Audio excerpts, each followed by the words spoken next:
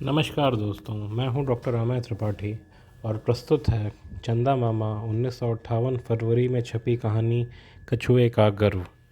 एक दिन जंगल में भोज लगा। उस दिन सब जंतु आपस की शत्रुता भूल एक जगह इकट्ठे हुए। एक तरफ बड़ी बड़ी भट्टियों पर बड़े बड़े बर्तनों में कुछ पक रहा था।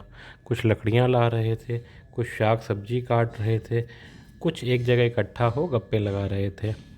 बातों बातों में खरगोश ने कहा, भागने में मेरी कोई बराबरी नहीं कर सकता।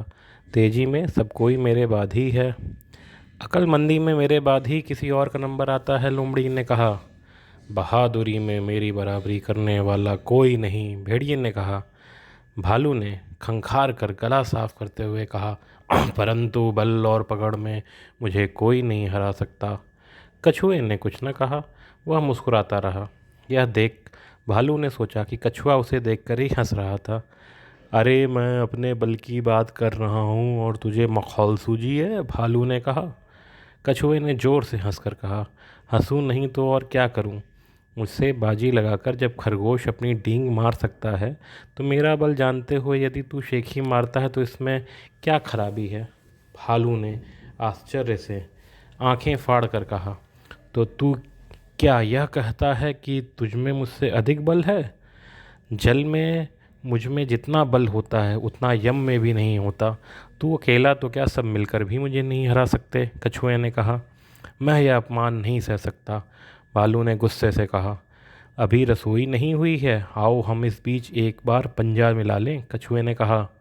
एक रस्सी लाकर मेरे पैर में बांधो और उसका दूसरा सिरा भालू को दो।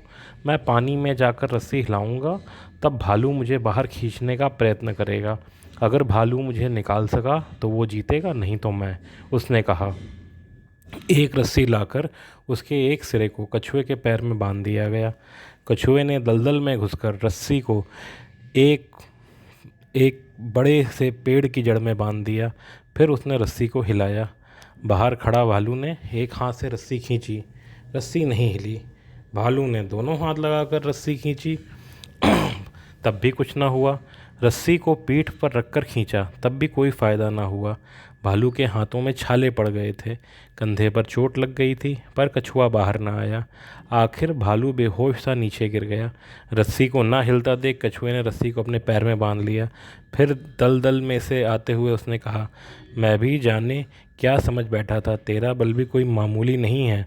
तूने इस तरह खींचा कि मैं बाहर आते आते बचा। यह सुन भालू का शौक जाता रहा। सब मिलकर भोजन करने लग गए।